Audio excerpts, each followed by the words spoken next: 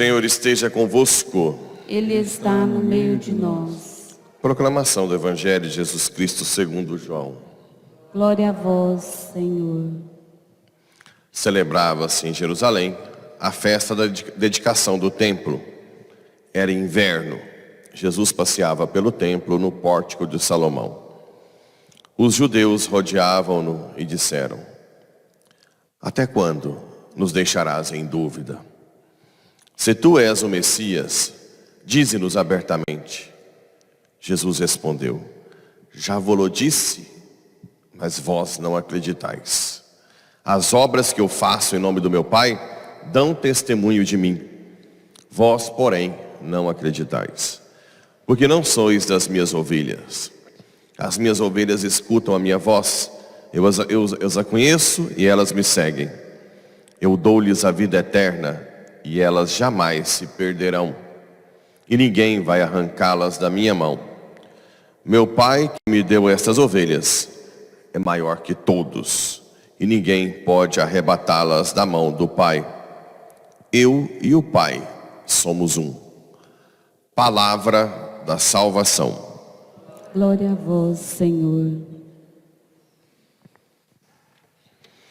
Caríssimos irmãos e irmãs, aqui na leitura dos Atos Apóstolos, a gente só vê uma coisa. Quando Estevão foi morto, perseguido, que parecia um fracasso, né? Aparentemente, para quem está vendo, um homem tão sábio como Estevão, que fez até aquela descrição da Bíblia do início ao fim, deixou todo mundo atordoado, depois foi morto, apedrejado, com o consentimento de Saulo. Olha o que houve. O povo se espalhou, né? Foram a outros lugares, Fenícia, Chipre, Antioquia.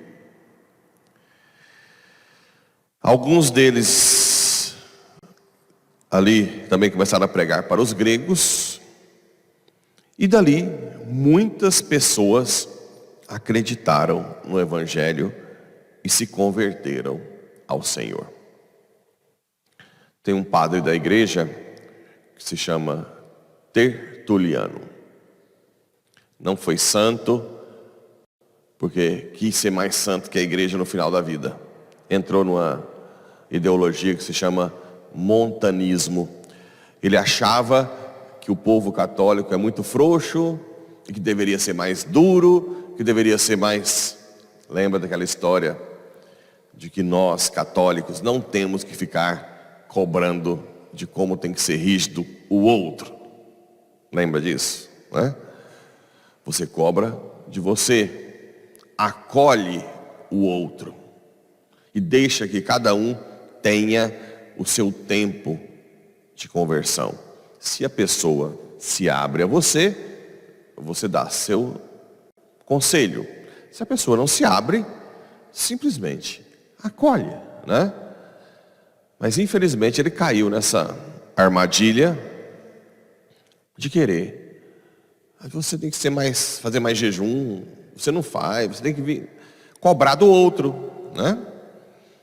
E acabou não sendo santo, mas como ele escreveu muitas coisas boas, uma das coisas que ele disse é: sangue de cristãos, sementes para novos santos.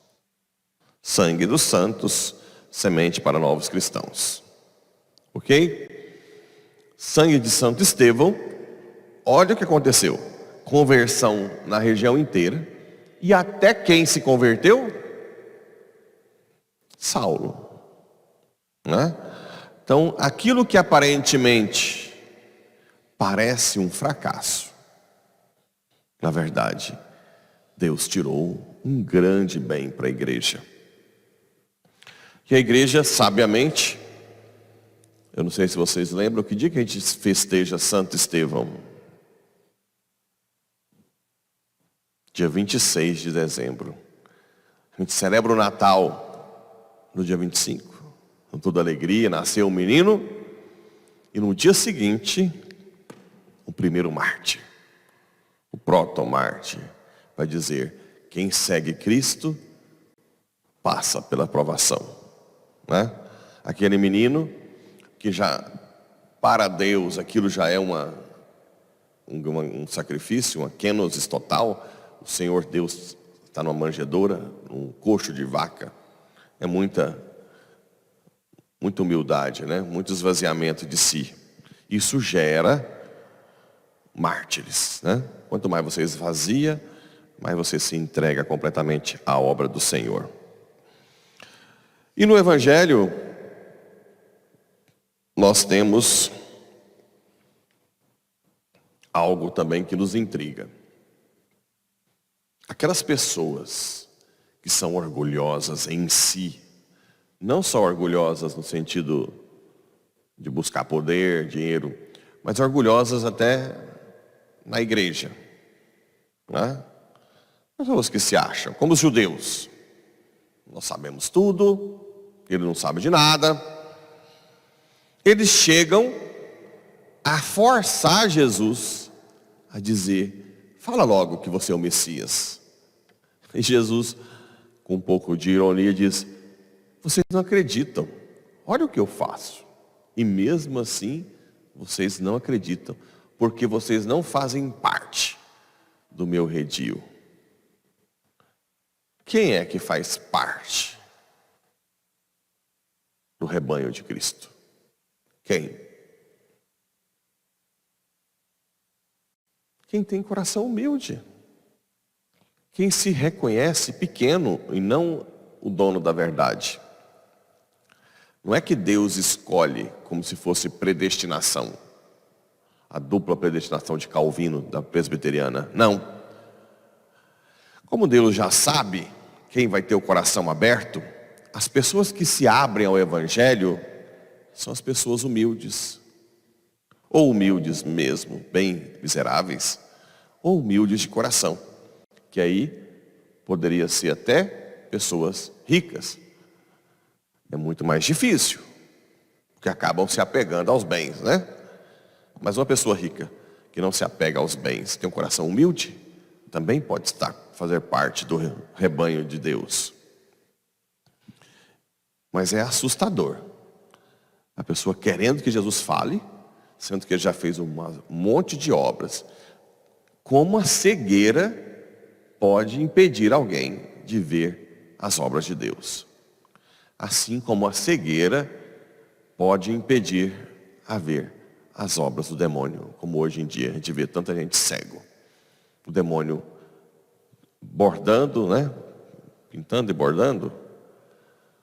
E todo mundo apático, né?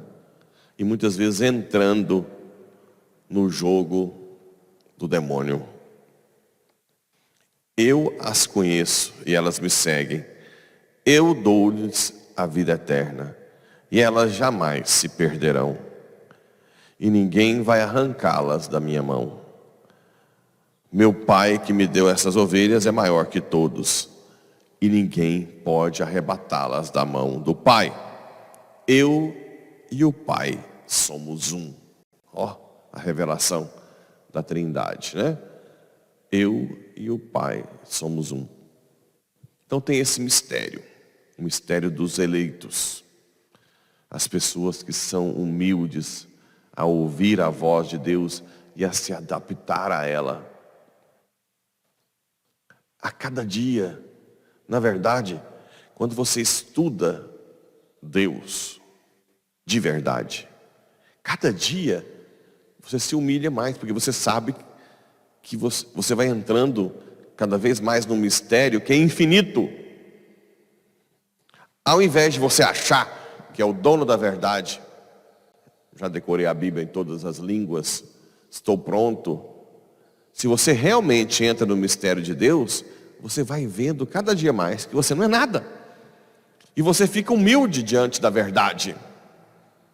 Humilde, inclusive, para ouvir quem não sabe nem ler, mas que é mais humilde que você, e o Espírito Santo fala por ele. É isso que faz que a gente não se perca no caminho, ficar atento com as pessoas que já têm humildade no coração mais forte, né? Porque aquilo que para mim, que sou orgulhoso, demora, para uma pessoa humilde, Deus fala em rapidinho. Então é muito mais fácil você aprender quando alguém fala sendo humilde do que lendo a Bíblia com o seu orgulho. Apesar que é claro que é importante ler a Bíblia, mas pedindo a cada dia que Deus nos dê a humildade, a sabedoria do alto, quebrar a nossa autossuficiência, o nosso orgulho, para que Ele fale no nosso coração. E nós nunca corramos o risco de não ver o pastor. Porque Ele vai passar e nos chamar. As ovelhas que não o escutarem ficarão de fora. Só que tem um preço. As ovelhas que ficarão de fora ficarão para sempre de fora, porque perderão a vida eterna.